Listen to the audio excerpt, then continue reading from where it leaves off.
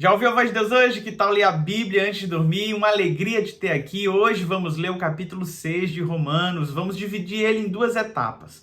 Na primeira etapa, o apóstolo Paulo constrói a ideia que nós estamos mortos para os pecados, que nós agora vivemos uma nova vida em Cristo Jesus. E na segunda etapa, ele vai nos falar que antes nós éramos escravos do pecado e agora nós somos escravizados à justiça, escravos de Deus. Eu quero te convidar então a pegar a tua Bíblia e ler comigo alguns desses textos para que o Senhor mais uma vez ministre ao nosso coração no dia de hoje.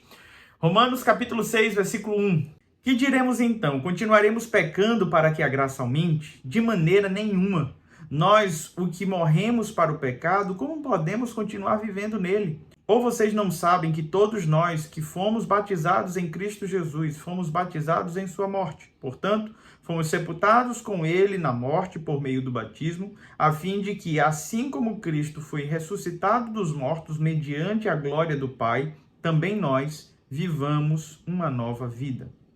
Paulo começa com algumas perguntas retóricas, fazendo menção ao último verso do capítulo anterior, que falava: onde abundou o pecado, superabundou a graça. A mentalidade decaída da época falava: então vamos pecar mais para a graça ser ainda maior. E isso era inconcebível. Uma vez que entendemos que Cristo Jesus morreu para perdoar os nossos pecados, ele também morreu para nos regenerar para uma nova vida. Hoje nós não vivemos mais para o nosso próprio umbigo, para os nossos próprios desejos, mas vivemos para agradar a Deus. E esta graça se manifesta em nossa vida. A análise que nós temos aqui de fazer é que o símbolo do batismo é muito bem representado com o nosso afastamento do pecado. Quando nós somos batizados, nós morremos, matando a velha criatura, os seus desejos e impulsos carnais, morremos para o pecado e ressurgimos para uma nova vida. A semelhança de Cristo Jesus, que morreu e ressuscitou. Este é o símbolo do batismo. E é por meio dele que hoje eu e você podemos declarar que estamos mortos para o pecado. Estamos disponíveis para viver uma nova vida em Cristo Jesus. Olha essa advertência do apóstolo Paulo. Versículo 12. Portanto, não permitam que o pecado continue dominando os seus corpos mortais, fazendo que vocês obedeçam os seus desejos. Não ofereçam os membros do corpo de vocês ao pecado como instrumento de injustiça. Antes, ofereçam-se a Deus como quem voltou da morte para a vida, e ofereçam os membros do corpo de vocês a Ele como instrumento de justiça, pois o pecado não os dominará, porque vocês não estão debaixo da lei, mas debaixo da graça. Precisamos entender que todas as vezes quando nós cedemos ao pecado, nós na verdade estamos oferecendo o nosso corpo, que é a habitação do Espírito Santo, ao pecado. Nós estamos praticando então uma traição, e o Espírito Santo que habita em nós é ciumento. Ele tem ciúme. E o desejo é que eu e você possamos glorificar a Deus com o nosso corpo. O intuito de Paulo é que não haja da nossa parte aquele pecado deliberado onde nós nos oferecemos à prática pecaminosa, mas que o nosso corpo seja entregue como ação de justiça, que os membros do nosso corpo sejam oferecidos a Deus para a prática de boas ações. Nós não estamos mais debaixo da lei, mas debaixo da graça. Isso quer dizer que hoje você tem poder para dizer não ao pecado. Outrora, nós estávamos mortos em nossos pecados e delitos. Nós não tínhamos como dizer não aos instintos da carne. Nós vivíamos em pecado, mas hoje o cristão consegue dizer não aos seus instintos. Ele consegue dizer não a essa natureza decaída. Você não precisa continuar na prática dos pecados passados, porque você não é mais escravo. E é desta forma que ele começa, então, a abordar este assunto agora. Não somos mais escravos do pecado, mas somos, sim, escravos de alguém. Olha o que diz esse texto. Verso 17. Mas graças a Deus, porque embora vocês tenham sido escravos do pecado, passaram a obedecer de coração a forma de ensino que lhes foi transmitida.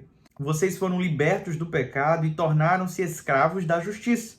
Falo isso em termos humanos, por causa das suas limitações humanas. Assim como vocês ofereceram os membros do seu corpo em escravidão à impureza e à maldade que leva à maldade, Ofereçam-nos agora em escravidão à justiça, que leva à santidade. Quando vocês eram escravos do pecado, estavam livres da justiça.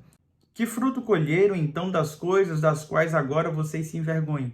O fim delas é a morte. Mas agora que vocês foram libertos do pecado e se tornaram escravos de Deus, o fruto que colhem leva à santidade e o seu fim à vida eterna. Pois o salário do pecado é a morte, mas o dom gratuito de Deus é a vida eterna em Cristo Jesus, nosso Senhor.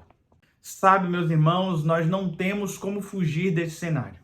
Nós somos escravos daquele que obedecemos. Se nós obedecemos às inclinações da nossa carne, nos oferecemos à prática do pecado, nós somos ali escravizados. O apóstolo Paulo tenta então construir um raciocínio que nos prova que tudo aquilo que nós colhemos quando estávamos na prática do pecado foi apenas vergonha. E que o destino final era a morte, pois o salário do pecado é a morte. Ele tenta nos provar, então, que uma vez que escravizados à justiça, nós obteremos da parte de Deus a santidade. E essa santidade trará para a nossa existência uma vida eterna em Cristo Jesus. Meus irmãos, somos convidados a sermos servos da justiça, a abandonar aquela prática pecaminosa que nos escravizava e passarmos então a viver esse cenário de obediência à palavra do Senhor, sendo sujeitos a ela e escravizados à justiça. Os frutos que colheremos são frutos bons, frutos que nós não temos do que nos envergonhar. Sabe, a nossa vida passa a ser transparente, nós não temos mais dívida com ninguém, mas a partir do momento em que decidimos viver nas trevas, negando essa palavra, nós assumimos uma postura de escravo. E o escravo do pecado tem o pior senhor, porque este senhor o conduzirá à morte. Mas aquele que entrega a sua vida a Jesus desfrutará da vida eterna. Que Deus abençoe a tua noite. A minha oração é que você possa, no dia de hoje, entender que você é uma nova criatura. Que você possa entender que você não precisa mais viver na prática do pecado e que você pode hoje desfrutar das bênçãos conquistadas por Cristo Jesus na cruz do Calvário. Até amanhã, Deus te abençoe. Não se esqueça de se inscrever no nosso canal, curtir, comentar, ativar o sininho para não perder nenhuma das nossas devocionais. Todos os dias, a partir das 21h30, uma devocional nova para te abençoar. Até amanhã!